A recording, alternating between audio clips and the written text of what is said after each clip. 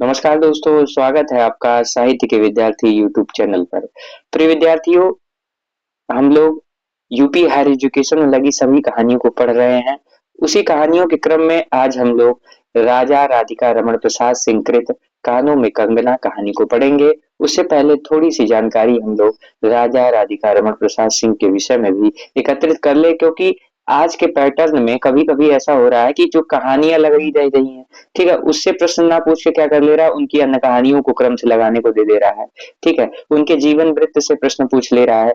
तो ऐसे पैटर्न को समझते हुए हम लोग थोड़ी सी जानकारी पहले एकत्र कर लें, फिर जो है हम लोग रुक करेंगे कहानी की तरफ। ध्यान दीजिए, हमें पहले ये बताया जा रहा है सबसे पहले कि राजा राधिका रमण प्रसाद सिंह का जो जन्म हुआ था 10 सितंबर 1890 को शाहाबाद बिहार के सूर्यपुरा नामक स्थान पर जमींदार परिवार में हुआ था। राधिका रमण प्रसाद सिंह जब 12 वर्ष के थे तभी आपके पिताजी श्री राजेश्वरी सिंह प्यारे जी की मृत्यु हो गई। ठीक है, शिक्षा की बात करें अगर, तो आरंभिक शिक्षा जैसा कि सभी लेखकों का घर पर ही हुआ, इनका भी घर ही पर हुआ।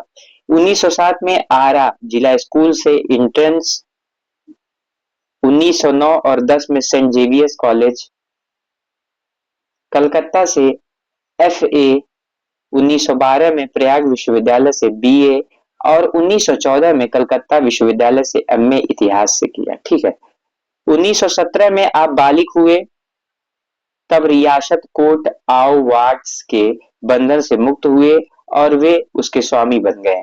सन 1920 के आसपास अंग्रेज सरकार ने राधिका रमण प्रसाद सिंह को राजा की उपाधि से विभूषित किया। ठीक है, ये हमारे लिए महत्वपूर्ण है कि 1920 के आसपास अंग्रेज सरकार ने राधिका रमण प्रसाद सिंह को राजा की उपाधि से विभूषित किया। आगे चलकर आपको CIE की उपाधि भी मिली। आइए अब इनके कुछ कहानी संग्रहों की बात करते हैं। प्रकाशित रचनाएं, ठीक है, कुसुमांजलि। प्रिय विद्यार्थियों, आपको यह ज्ञात होना चाहिए कि कानों में कंगना तो इंदु पत्रिका में छपती है, लेकिन उससे पहले कुसुमांजलि जिनकी कहानी संग्रह है उसमें ही संग्रहित थी यह कहानी। ठीक है, कुसुमांजलि, अपना पराया, गांधी टोपी, ठीक है, धर्मपुरी, गद्य काव्य नवजीवन, प्रेम लहरी कहानी संग्रह, राम रहीम, ठीक है, यह उनका उपन्यास है। पुरुष और नारी, सूरदास, संस्कार, पूरब और पश्चिम, चुंबन और चाटा उपन्यास है इनके। ठीक है, अब ध्यान दीजिए, नवजीवन, तरंग, माया, मिली न राम, मॉडर्न कौन, सुंदर कौन और अपनी अपनी नजर, अपनी अपनी डगर, ये सब लघु उपन्यास हैं। ठीक है, गांधी टोपी, सावनी समा, नारी क्या एक पहेली 1951 ईस्वी, हवेली और झोपड़ी 1951 ईस्वी, देव और मानव 1951 ईस्वी, वे और हम, धर्म और मर्म, तब और अब, अबला क्या ऐसी सबला, बिखरे मोती, कहानियां, सावनी सभा, टूटा तारा, शूरदास इनका नाटक था, नए रिफार्मर या नवीन सुधारक, धर्म की धुरी, अपना पराया और नजर बदली, बदल गए नजारे, 1961 यह इनका संस्मरण था। सम्मान और पुरस्कार की यदि चर्चा करें तो आपको बिहार का प्रसिद्ध मासिक हिंदी पत्रिका नई धारा राधिका रमण प्रसाद सिंह जी के संरक्षण में प्रकाशित होती रही। 23 जनवरी 1969 को मगध विश्वविद्यालय ने आपको उनको सम्मानजनक डॉक्टरेट की उपाधि दी थी। सन 1962 में भारत सरकार ने पद्म भूषण की उपाधि से तथा प्रयाग हिंदी साहित्य सम्मेलन ने सन 1970 में साहित्य वाचस्पति की उपाधि से अलंकृत किया। आपका निधन 24 मार्च 1971 को हुआ। अब हम लोग आते हैं अपनी कहानी पर। ठीक है, जो हमारे हायर के सिलेबस में लगी है, ध्यान दीजिए, ये यूजीसी नेट के सिलेबस में भी ये कहानी लगी है, तो यूजीसी नेट के भी दृष्टिकोण से यह महत्वपूर्ण है और यूपी हायर एजुकेशन के सिलेबस में तो दिया ही है, तो मतलब समझ जाइए कितना महत्वपूर्ण है। ठीक है, अब ध्यान से सुनिए। इस कहानी के लेखक की अगर बात करें, कानों में कंगना कहानी के लेखक की अगर बात करें तो उसके लेखक कौन है? ठीक है, कानों में कंगना कहानी के लेखक हैं राधिका रमण प्रसाद सिंह। इस कहानी की सबसे अच्छी बात यह है कि भोली भाली स्त्री की पीड़ा का मौन वर्णन इसमें हुआ। गलत संगति का असर क्या होता है इसको भी दिखाया गया इस कहानी में। ठीक है, आत्मग्लानि एवं पश्चाताप का बोध यह भी दिखाया गया। इसके साथ साथ कुछ महत्वपूर्ण तथ्य हैं जो हमें कहानी के पहले ही जान लेना होगा।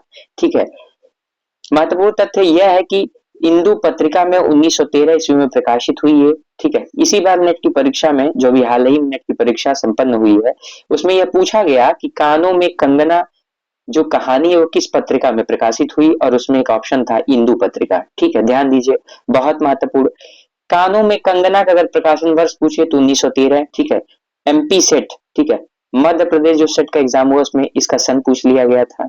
ठीक है, अगर बात करें ये कहानी इंदु पत्रिका में प्रकाशित होने से पहले इनकी कुसुमांजलि कहानी संग्रह जो 1912 में प्रकाशित हुई थी उसमें यह कहानी संग्रहित संकलित थी। ठीक है, अगर हम इस कहानी के नायक की बात करें तो इस कहानी का नायक नरेंद्र है। ठीक है, उसकी पत्नी का नाम जो एक नायिका है उसका नाम किरण है। ठीक है, किरण के पिता का नाम क्या है, योगेश्वर है। ठीक है, और योगेश्वर कौन रहते हैं, योगेश्वर नरेंद्र के गुरु रहते हैं। और होता ये है कि नरेंद्र और योगेश्वर की पुत्री अर्थात किरण से विवाह हो जाता है। किसका, किरण से विवाह होता है नरेंद्र का। मतलब हम ये ध्यान दें कि किरण और नरेंद्र क्या है, पति पत्नी है। योगेश्वर कौन है, योगेश्वर अगर हम देखें तो नरेंद्र के तो ससुर हुए, और यदि देखें किरण के क्या है तो किरण के पिता है। ठीक है, और नरेंद्र के देखें तो एक तरीके से गुरु भी हैं। ठीक है, गौड़ पात्रों की चर्चा करें तो जूही जो एक नौकरानी थी, किन्नरी जो खलनायिका की थी, इसी के एंट्री से क्या पूरा मामला हो जाता है बेकार। ठीक है, मोहन, मोहन क्या था, मोहन नरेंद्र का पहचान वाला एक व्यक्ति था। ठीक है, अगर हम बात करें स्थान की तो इसमें ऋषिकेश और मुरादाबाद का, ठीक है, ऋषिकेश और मुरादाबाद नामक स्थान की चर्चा है। प्रिय विद्यार्थियों ध्यान दीजिएगा, ऋषिकेश की वर्तनी अशुद्ध है, ऋषिकेश शुद्ध इस तरह लिखा जाता है, और कहानी में भी इसी तरह लिखा गया है ऋषिकेश। ठीक है, ऋषिकेश होता है। ठीक, अब हम लोग कहानी को पढ़ेंगे। ठीक है, बहुत तन्मयता के साथ पढ़ेंगे। ठीक है, कुछ महत्वपूर्ण बिंदुओं को हम लोगों ने देख लिया। अगर एग्जामिनर ऊपर से प्रश्न पूछता है, ठीक है, तो वो सारे प्रश्न हमारे सही हो जाएंगे। लेकिन अगर कथन से प्रश्न पूछता है, ठीक है, अंदर से प्रश्न पूछता है, कहानी के विषय वस्तु से प्रश्न पूछता है, तो थोड़ा सा हमें क्या है, कहानी को पढ़कर परीक्षा में जाए और हमारा एक प्रश्न सही हो जाए और उसकी वजह से हम असिस्टेंट प्रोफेसर बन जाए, तो ये हमारे जीवन का क्या है, सबसे बड़ा धन यही है। ठीक है, क्योंकि सब लोग ऊपर से पढ़ के जाने वाले हैं। लेकिन अगर हम लोग कहानी को थोड़ा समय, देखिए आधे घंटे दे देने से अगर हमारे एक प्रश्न परीक्षा में सही हो जाए तो फिर क्या कहने। आइए अब हम लोग कहानी को शुरू करते हैं। ठीक है, देखिए कहा यह जा रहा है कि किरण तुम्हारे कानों में क्या है। कहानी यहीं से शुरू होती है, किरण तुम्हारे कानों में क्या है। उसके कानों से चंचल लट को हटाकर कहा, कंगना। अरे कानों में कंगना, सचमुच दो कंगन कानों को घेर कर बैठे थे। हाँ, तब कहाँ पहनूं। किरण अभी भूरी थी। ठीक है, किरण क्या थी, अभी भूरी थी।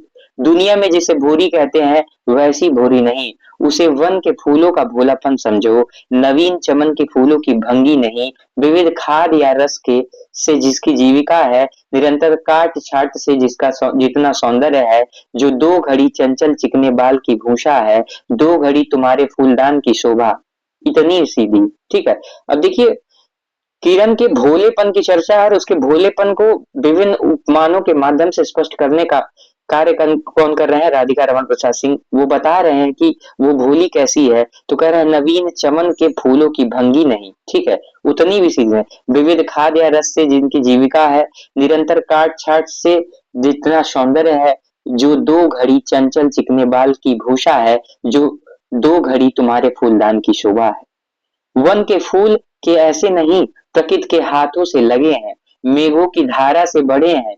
चटुल दृष्टि इन्हें पाती नहीं, जगत वायु इन्हें छूती नहीं। यह सरल सुंदर सौरभमय जीवन है।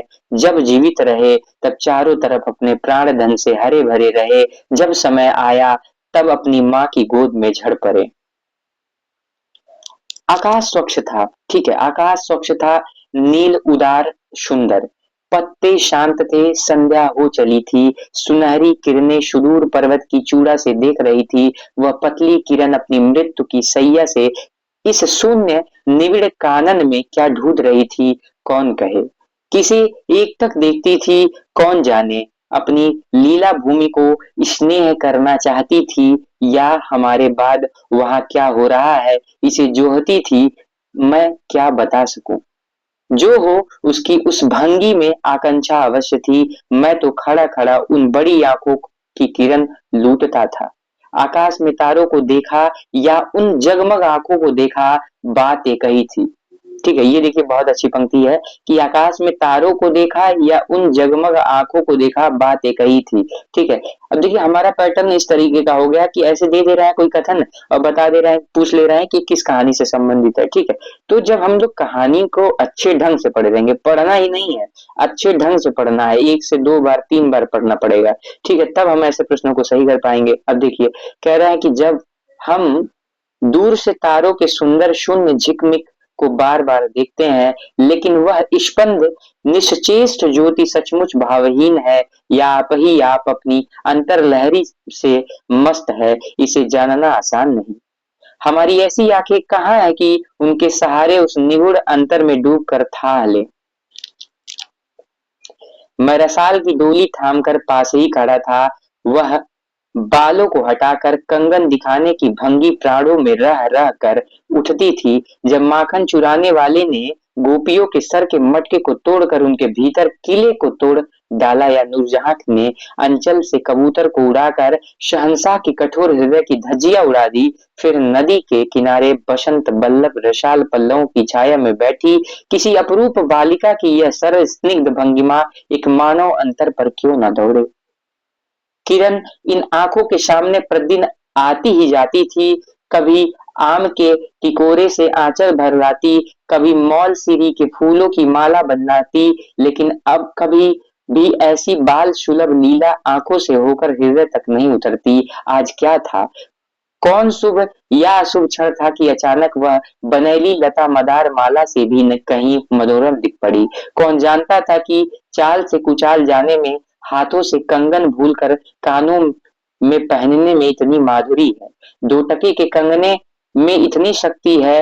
गोपियों को कभी स्वप्न में भी नहीं झलका था कि बांस की बांसुरी में घूंघट नो खोल कर नचा देने वाली शक्ति भरी है।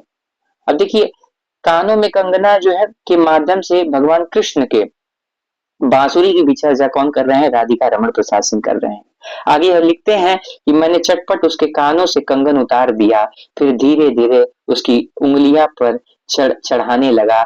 न जाने उस घड़ी कैसी खलबली थी, मुंह से अचानक निकल आया, किरण आज की यह घटना मुझे मरते दम तक ना भूलेगी। यह भीतर तक बैठ गई है। ठीक है, ये महत्वपूर्ण है, किसने कहा, यह पूछ सकता है कि किसने कहा है। ठीक है, तो यह किसने कहा है, नरेंद्र ने। ठीक है, नरेंद्र ने कहा है। ध्यान दीजिए अगला, उसकी बड़ी बड़ी आंखें और भी बड़ी हो गई, मुझे चोट सी लगी, मैं तत्क्षण योगेश्वर की कुटी की तरफ चल दिया। प्राण भी उसी समय नहीं चल दिए, यही विस्मय था। ठीक है, योगेश्वर कौन थे, उनके गुरु थे, किसके, नरेंद्र के गुरु थे। जो नायक है उनके गुरु कौन थे, योगेश्वर थे, अर्थात योगेश्वर ही किरण के पिता थे। अब देखिए कह रहे एक एक दिन था कि इसी दुनिया से दूर रहकर लोग दूसरी दुनिया का सुख उठाते थे।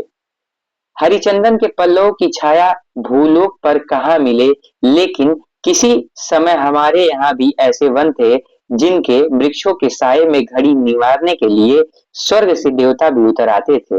जिस पंचवटी का अनंत यौवन देखकर राम की आंखें भी खिल उठी थी, वहां के निवासियों ने कभी अमर तरु के फलों की माला नहीं चाहिए, मंदाकिनी के छींटों की शीतलता नहीं ढूंढी, नंदोन पवन का सानी कहीं वन भी था। कल्प वृक्ष की शांति में शांति अवश्य है, कल्प वृक्ष की छाया में शांति अवश्य है, लेकिन कदम की छाइया कहाँ मिल सकती है।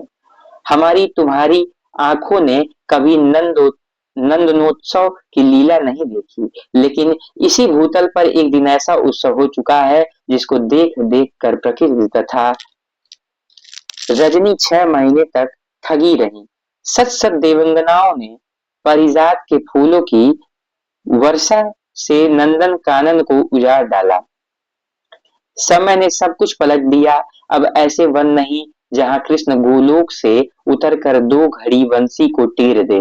ऐसे कुटीर नहीं जिनके दर्शन से रामचंद्र का भी अंतर प्रसन्न हो, या ऐसे मुनीस नहीं जो धर्म धुरंधर धर्मराज को भी धर्म में शिक्षा दे।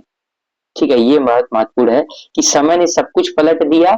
अब ऐसे वन नहीं जहां कृष्ण गोलोक से उतरकर दो घड़ी वंशी को टेर दे, ऐसे कुटीर नहीं जिसके दर्शन से रामचंद्र का भी अंतर प्रसन्न हो, या ऐसे मुनीस नहीं जो धर्म धुरंधर धर्मराज को भी धर्म की शिक्षा दे।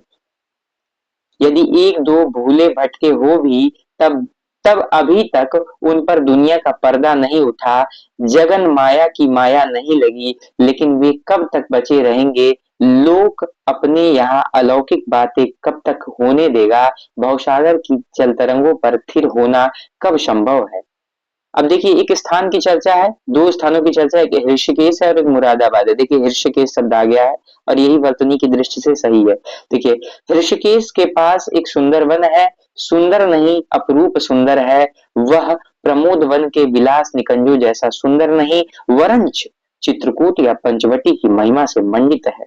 वहां चिकनी चांदनी में बैठकर कनक घुंघरू की इच्छा नहीं होती, वरंच प्राणों में एक ऐसी आवेश धारा उठती है जो कभी अनंत साधना के कूल पर पहुंचाती है, कभी जीवन जीव जगत के एक एक तत्व से दौड़ मिलती है। गंगा की अनंत गरिमा, वन की निविड़ योग निद्रा वही देख पड़ेगी। कौन कहे वहां जाकर यह चंचल चित्त क्या चाहता है, गंभीर अलौकिक आनंद या शांत सुंदर मरण। और ध्यान दीजिए क्या लिखते हैं, कह रहे हैं इसी वन में कुटी बनाकर योगीश्वर रहते थे। ठीक है, अब क्या हुआ, जो योगेश्वर थे, जो कुटी की चर्चा हो रही थी उसी कुटी में कौन रहते थे, इसी वन में। ठीक है, जिस वन की चर्चा हो रही थी उसी वन में कौन रहते थे, योगेश्वर क्या करते थे, कुटी बनाकर रहते थे। योगेश्वर योगेश्वर ही थे, यद्यपि वह भूतल ही पर रहते थे, तथापि उन्हें श्लोक का जीव कहना यथार्थ नहीं था। उनकी चित्तवृत्ति सरस्वती के श्री चरणों में थी। ध्यान दीजिए, उनकी चित्तवृत्ति किसके चरण श्री चरणों में थी, सरस्वती के चरणों में थी, या ब्रह्मलोक की अनंत शांति में लिपटी थी। और वह बालिका स्वर्ग से एक रश्मि उतरकर उस घने जंगल में उजाला करती फिरती थी। ठीक है, और वो बालिका जो है कहाँ से उतरी थी, स्वर्ग के रश्मि से उतरकर। ठीक है, उस घने जंगल में क्या करती थी, उजाला करती थी। वह लौकिक मायाबद्ध जीवन नहीं था, इसे बंधन रहित बाधाहीन नास्तिक किरणों को लेखा कहिए, मानो निर्मुक्त चंचल मलय वायु फूल फूल पर डाली डाली पर डोलती फिरती हो, या कोई मूर्तमान अमर संगीत बेरोक टोक हवा पर या जल की तरंग भंग पर नाच रहा हो। मैं ही वहां इन लोक की प्रतिनिधि था। ठीक है, इन लोक का क्या था, प्रतिनिधि था। मैं ही उन्हें उनकी अलौकिक स्थिति से इस जटिल मर्त्य राज्य में खींच लाता था। कुछ साल से मैं योगेश्वर के यहाँ आता जाता था। पिता की आज्ञा थी कि उनके यहाँ जाकर अपने धर्म के सब ग्रंथ पढ़ डालो। योगेश्वर और बाबा लड़कपन के साथी थे, इसलिए उनकी मुझ पर इतनी दया थी कि किरण उनकी लड़की थी। उस कुटीर में एक वही दीपक थी, जिस दिन की घटना मैं लिखाया हूँ उसी दिन सवेरे मेरे अध्ययन की पूर्णाहुति थी, और बाबा के कहने पर एक जोड़ा पीताम्बर, 5 स्वर्ण मुद्राएं। ध्यान दीजिएगा, ये महत्वपूर्ण है कि बाबा के कहने पर क्या क्या, तो एक जोड़ा पीताम्बर है, 5 स्वर्ण मुद्राएं हैं, तथा किरण के लिए 2 कनक कंगन आचार्य के निकट ले गया। ठीक है, कितने, 2 कनक कंगन, ध्यान दीजिएगा 2। और पीताम्बर कितना है, पीताम्बर एक जोड़ा है। स्वर्ण मुद्राएं कितनी है, तो स्वर्ण मुद्राएं 5 जोड़ा, कितने, 5 जोड़ा स्वर्ण मुद्राएं हैं। ठीक, ध्यान दीजिए। ठीक है, योगेश्वर ने सब लौटा दिए, केवल कंगन को किरण उठा ले गई। ठीक है, अब देखिए सब लौटा लिए गए, लेकिन जो 2 कंगन थे, ठीक है, कनक कंगन, वो किसने उठा ले लिए, उठा लिए, तो वो किरण ने उठा लिए। वह क्या समझकर चुप रह गए, समय का अद्भुत चक्र है। जिस दिन मैंने धर्म ग्रंथ से मुंह मोड़ा, उसी दिन कामदेव ने वहां जाकर उनकी किताब का पहला सफा उल्टा। दूसरे दिन मैं योगेश्वर से मिलने गया। ठीक है, वह किरण को पास बिठाकर ना जाने क्या पढ़ा रहे थे। उनकी आंखें गंभीर थी, मुझको देखते ही वह उठ पड़े और मेरे कंधों पर हाथ रखकर गदगद स्वर में बोले, ठीक है नरेंद्र, अब मैं चला, किरण तुम्हारे हवाले है। ठीक है, ये महत्वपूर्ण है कि कौन कथन किससे बोला। ठीक है, तो योगेश्वर ने किससे मुंह बोला, नरेंद्र से बोला, जो नायक है, कि क्या कहा कि अब मैं चला, ठीक है। नरेंद्र अब मैं चला, किरण तुम्हारे हवाले। ठीक है, हवाले है एकदम फिल्मी स्टाइल में। यह कहकर किसी की सुकोमल उंगलियां मेरे हाथों पर रख दी। लोचनों के कोने पर दो बूंदें निकल कर झांक पड़ी। मैं सहम उठा, क्या उन पर सब बातें विदित थी? क्या उनकी तीव्र दृष्टि मेरे अंतर्लहरी तक डूब चुकी थी? वह ठहरे नहीं, चल दिए। मैं कांपता रह गया, किरण देखती रह गई। अब देखिए माहौल एकदम सन्नाटा छा गया। वनवायु भी चुप हो चली। हम दोनों भी चुप चल पड़े। किरण मेरे कंधे पर थी। हठात अंतर से कोई अकड़ कर कह उठा, हाय नरेंद्र, यह क्या तुम इन वन फूल को किस चमन में ले चले? ठीक है, हठात अंतर से कोई अकड़ कर कहा उठा। देखिए किसी की चर्चा नहीं है, कोई अकड़ कर क्या कहा उठा, हाय नरेंद्र, यह क्या तुम इस वन फूल को किस चमन में ले चले? इस बंधन विहीन स्वर्गीय जीवन को किस लोक जाल में बांधने चले? ठीक है, लोक जाल में बांधने चले। ठीक है, अब देखिए क्या होता आगे। ककड़ी जल में जाकर कोई स्थायी विवरण नहीं फोड़ सकती। ठीक है, ककड़ी जल में जाकर कोई स्थायी विवरण नहीं फोड़ सकती। क्षण भर जल का समतल भले ही उलट पुलट हो, लेकिन इधर उधर से जल तरंग दौड़कर उस छिद्र का नाम निशान भी नहीं रहने देती। जगत की भी यही चाल है। यदि स्वर्ग में देवेंद्र भी आकर इस लोक चलाचल में खड़े हो, फिर संसार देखते ही देखते उन्हें अपना बना लेगा। इस काली कोठरी में आकर इसकी कालिमा से बचे रहे, ऐसी शक्ति अब आकाश कुसुम ही समझो। दो दिन राम हाय जानकी कहकर वन वन डोलते फिरे। दो क्षण में यही विश्वामित्र को भी स्वर्ग से घसीट लाया। अब देखिए ये पूछ सकता है जो आज का पैटर्न है कि राम कितने, जैसे पूछ लेगा कि कानों में कंगना कहानी में राम कितने दिनों तक हाय जानकी कहकर वन में डोलते रहे। ठीक है, तो ऐसे प्रश्न बन रहे हैं। अब ध्यान दीजिए, किरण की भी यही अवस्था हुई। कहाँ प्रकृति की निर्मुक्त गोद, कहाँ जगत का जटिल बंधन पाश, कहाँ से कहाँ आ पड़ी वह अलौकिक भोलापन, वह निसर्ग उच्छ्वास हाथों हाथ लुट गए। उस वन फूल की विमल कांति लौकिक चमन की मायावी मनोहारिता में परिणत हुई। अब आंखें उठाकर आकाश से नीरव बातचीत करने का अवसर कहाँ से मिले? मलय वायु से मिलकर मलयाचल के फूलों की पूछताछ क्यों कर हो? जब किशोरी नए साचे में ढलकर उतरी, उसे पहचानना भी कठिन था। वह अब लाल चोली हरी साड़ी पहनकर, ध्यान दीजिए, ठीक है, अब किरण किस कपड़ों में आ रही है तो उसकी कपड़े लाल चोली में, ठीक है, हरी साड़ी पहनकर, ध्यान दीजिएगा, सर पर सिंदूर रेखा सजाती और हाथों के कंगन, ठीक है, कानों की बाली है, गले की कंठी है तथा कमर की करधनी दिन दिन उसके चित्त को नचाए मारती थी।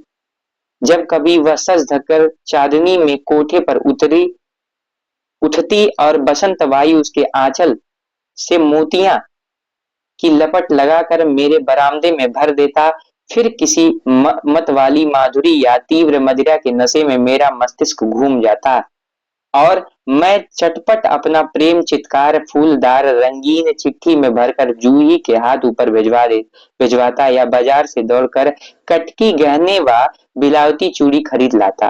लेकिन जो हो, अब भी कभी कभी उसके प्रफुल्ल वदन पर उस आलोक की छटा पूर्व जन्म की सुख स्मृति वत चली आती थी और आंखें उसी जीवंत सुंदर झिकमिक का नाज दिखाती थी। जब अंतर प्रसन्न था, फिर बाहरी चेष्टा पर प्रतिबिंब क्यों ना पड़े। देखिए इस कहानी की सबसे अच्छी विशेषता ये है कि ये आत्मकथात्मक कहानी है। ठीक है, आत्मकथानक कहानी है, मतलब जो लेखक, जो नरेंद्र है, वो खुद अपनी आप बीती लिख रहा है। ठीक है, और देखिए अब देखिए दूसरे स्थान की चर्चा है। यूं ही 2 साल मुरादाबाद में कट गए। देखिए मुरादाबाद स्थान की चर्चा है और इसके पहले हम लोग ऋषिकेश स्थान की चर्चा सुना। ठीक है, साल 2 साल, ठीक है। अब देखिए पूछ सकता है कितने कितने समय उसके मुरादाबाद में कटे, तो ऐसे विकल्प बनाएगा, साल 2 साल, 4 साल, 5 साल, 2 साल, तो साल 2 साल। ठीक है, एक दिन मोहन के यहाँ नाच देखने गया। ठीक है, अब देखिए मोहन, अब ये भटक रहे हैं भाई साहब, अब भटक रहे हैं, नाच देखने गए हैं।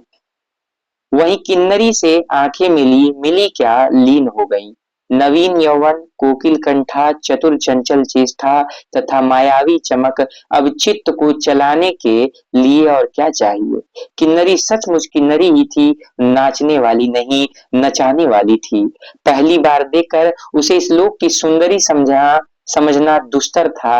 एक लपट जो लगती किसी नशा से चढ़ जाती, यारों ने मुझे और भी चढ़ा दिया। आंखें मिलती मिलती मिल गई, हृदय को भी साथ साथ घसीट ले गई। देख रहे एकदम फिल्मी स्टाइल है, बिगड़ रहा है भाई साहब ये। अब देखिए क्या होता है। फिर क्या था, इतने दिनों को धर्म शिक्षा, सतवत्सर की पूज्य लक्ष्मी, बाप दादों की कुल प्रतिष्ठा, पत्नी से पवित्र प्रेम, एक एक करके उस प्रतीत वासना कुंड में भस्म होने लगे। अग्नि और भी बढ़ती गई, किन्नरी की चिकनी दृष्टि, चिकनी बातें घी बरसाती रही, घर बार सब जल उठा, मैं भी निरंतर जलने लगा, लेकिन ज्यों ज्यों जलता गया, जलने की इच्छा जलाती रही। ठीक है, अब वासना ऐसी चीज ही है कि ज्यों ज्यों जलता गया और भी जलाने की इच्छा रही। ठीक है, जलाती रही। अब देखिए, 5 महीने कट गए, नशा उतरा नहीं। ठीक है, अब कितने महीने कटे, ध्यान दीजिएगा, 5 महीने बीते थे। ठीक है, यह भी महत्वपूर्ण है। देखिए ऐसे प्रश्न आ रहे हैं, आपको लग रहा हो ये क्या बात कर रहे हैं। ठीक है, लेकिन ऐसे प्रश्न हमारे पैटर्न में अब बन रहे हैं, तो हम अपनी तैयारी पूरी रखें कि आइए आप हमारी परीक्षा लीजिए। ठीक है, ध्यान से सुनेंगे। 5 महीने कट गए, नशा उतरा नहीं। बनारसी साड़ी, पारसी जैकेट, मोती का हार, कटकी कर्णफूल, सब कुछ लाकर उस मायाकारी के अलग रंजित चरणों पर रखे। किरण हिम्मत की मालती बनी थी, जिस पर एक फूल नहीं, एक पल्लव नहीं। घर की वधू क्या करती, जो अनंत सूत्र से बंधा था, जो अनंत जीवन का संगी था, वही हाथों हाथ पराये के हाथ बिक गया। फिर ये तो 2 दिन के चकमकी खिलौने थे, इन्हें शरीर बदलते क्या देर लगे। दिन भर बहानों की माला गूंथ गूंथ कर किरण के गले में, और शाम को मोती की माला उस नाचने वाली के गले में सशंक निर्लज डाल देना, यही मेरा जीवन निर्वाह था। ठीक है, अब देखिए, अपने पत्नी से बहाना बना रहा है। ठीक है, और नाचने वाली को रोज एक नया माला पहना रहा है, और ये बता रहे हैं आत्मकथानक कहानी में, नरेंद्र की इसी तरह मेरे जीवन का निर्वाह था। ठीक है, एक दिन सारी बातें खुल गई। किरण पछाड़ खाकर भूमि पर जा पड़ी। उसकी आंखों में आंसू ना थे, मेरी आंखों में दया ना थी। बरसात की रात थी, रिमझिम बूंदे की झड़ी थी, चांदनी मेघों से आंख मुदव्वल खेल रही थी, बिजली काले कपाट से बार बार झांकती थी, किसे चंचला देखती थी, तथा बादल किशोर किस मरोड़ से रह रहकर चिल्लाते थे, इन्हें सोचने का मुझे अवसर नहीं था। ठीक है, अब देखिए एक ईमानदार पत्नी के साथ ऐसा हो रहा है, अब स्थिति क्या है। ठीक है, मैं तो किन्नरी के दरवाजे से हताश लौटा था। आंखों के ऊपर ना चांदनी थी ना बदली थी। त्रिशंकु ने स्वर्ग को जाते जाते बीच में ही तग कर किस दुख को उठाया, और मैं तो अपने स्वर्ग के दरवाजे पर सर रखकर निराश लौटा था। मेरी वेदना क्यों न बड़ी हो। हाय, मेरी अंगुलियों में एक अंगूठी भी रहती तो उसे नजर कर उसके चरणों पर लौटता। घर पर आते ही जूही को पुकार उठा। जूही, किरण के पास कुछ भी बचा हो तो तब फौरन जाकर मांग लाओ। ऊपर से कोई आवाज नहीं आई, केवल सर के ऊपर से एक काला बादल कालांत चित्कार के चिल्ला उठा। मेरा मस्तिष्क घूम गया। मैं तत्क्षण कोठे पर दौड़ा, सब संदूक झांके, जो कुछ मिला सब तोड़ डाला, लेकिन मिला कुछ भी नहीं। अलमारी में केवल मकड़े का जाल था। श्रृंगार बॉक्स में एक छिपकली बैठी थी। उसी दम किरण पर झपटा उसी दम किरण पर झपटा। देखिए, श्रृंगार बॉक्स में क्या बैठी थी, छिपकली बैठी थी। अब ऐसे प्रश्न बचते, कानों में कंगना कहानी में श्रृंगार बॉक्स में क्या बैठी थी, तो छिपकली। कोई सही कर नहीं पाएगा। ठीक है, सबके गलत हो जाएंगे, तुक्का भी नहीं लग पाएगा। ध्यान दीजिए। पास जाते ही सहम गया। वह एक तकिए के सहारे निसहाय निस्पंद लेटी थी। केवल चांद ने खिड़की से होकर उसे गोद में ले रखा था, और वायु उस शरीर पर जल से भिगोया पंखा झल झल रही थी। मुख पर एक अपरूप छटा थी। कौन कहे, कहीं जीवन की शेष रश्मि क्षण भर वहीं अटकी हो। आंखों में एक जीवन ज्योति थी, शायद प्राण शरीर से निकलकर किसी आश्रय से वहां बैठ रहा था। मैं फिर भी पुकार उठा, किरण किरण, तुम्हारे पास कोई गहना भी रहा? हाँ, क्षीण कंठ की काकली थी। कहा, कहाँ है, अभी देखने दो। उसने धीरे से घूंघट सरका कर कहा, वही कानों का कंगना। सर तकिए से ढल पड़ा, आंखें भी छिप गई। वह जीवंत रेखा कहाँ चली गई? क्या इतने ही के लिए अब तक ठहरी थी? आंखें मुख पर जा पड़ी, वही कंगन थे। वैसे ही कानों को घेर कर बैठे थे। मेरी स्मृति तड़ित वेग से नाच उठी। दुष्यंत ने अंगूठी की पहचान ली। भूली शकुंतला उस पल याद आ गई, लेकिन दुष्यंत सौभाग्यशाली थे, चक्रवर्ती राजा थे, अपनी प्राण प्रिया को आकाश पाताल छान कर ढूंढ निकाला। मेरी किरण तो इस भूतल पर न थी कि किसी तरह प्राण देकर भी पता पाता। परलोक से ढूंढ निकालू ऐसी शक्ति इस दीनहीन मानव में कहा। देखिए ये सारी बात नरेंद्र कह रहा है, ठीक है, कि परलोक से ढूंढ डालू ऐसी शक्ति, ठीक है, मानव में कहा। चढ़ा नशा उतर पड़ा, सारी बातें सूझ गईं, आंखों पर आंखों पर की पट्टी खुल पड़ी, लेकिन हाय, खुली भी तो उसी समय जब जीवन में केवल अंधकार ही रह गया। 1913 ईस्वी, कानों में कंगना। ठीक है, अब देखिए ये बहुत महत्वपूर्ण लाइन है। चढ़ा नशा उतर पड़ा, सारी बातें सूझ गईं, आंखों पर की पट्टी खुल पड़ी, लेकिन हाय, खुली भी तो उसी समय जब जीवन में केवल अंधकार ही रह पड़ा। ठीक है, आइए कुछ महत्वपूर्ण बिंदुओं को रिवीजन करते हैं। देखिए अगर हमसे एग्जामिनर यह पूछे कि ये कानों में कंगना कहानी किस पत्रिका में आया, तो इसका सही उत्तर होगा इंदु पत्रिका में। कब आया, तो 1913 ईस्वी में आया। ठीक है, कथा सार क्या है, तो इसमें जो है अगर हम लोग देखा जाए कि आत्मकथात्मक कहानी है ये। नरेंद्र खुद अपनी आप बीती लिख रहा है। ठीक है, और अगर पात्रों की बात करें तो किरण कहानी की नायिका है जो नरेंद्र की पत्नी है, और ये एक आदर्शवादी नारी है। मतलब देख लीजिए, इतने गलत रास्तों पे थे फिर भी कुछ बोल नहीं रही थी। ठीक है, क्योंकि भोली भाली स्त्री की पीड़ा का मौन वर्णन था इसमें। फिर हम लोगों ने देखा कि योगीश्वर थे। योगेश्वर कौन थे, तो किरण के पिता थे। ये अलग विषय है, लेकिन वह नरेंद्र के पहले क्या थे, गुरु थे। ठीक है, और हमने देखा कि जूही जो घर के नरेंद्र के घर की नौकरानी थी, मोहन, मोहन ही क्या है, किन्नरी से मिलवाता है उसे। ठीक है, किन्नरी कौन थी, खलनायिका थी, जिसके बाद जो है बेचारा ये उसके चक्कर में पड़कर अपना सब कुछ गवा देता है, और अंत में जो है किरण भी उसका साथ छोड़कर चली जाती है। अगर हम भाषा की बात करें तो अलंकारिक एवं पृष्ठ भाषा की चर्चा हुई। दो स्थानों की चर्चा, ऋषिकेश और मुरादाबाद। गलत संगति के असर को दर्शाया गया। प्रकृति की खूबसूरती का सौंदर्य वर्णन भी है, और इसमें आत्मग्लानि और पश्चाताप का बोध है, और यही इस कहानी को सर्वश्रेष्ठ कहानियों की लिस्ट में शामिल करता है। उम्मीद करते हैं कि आज का वीडियो लेक्चर आपको पसंद आया होगा। जय गुरुदेव, धन्यवाद।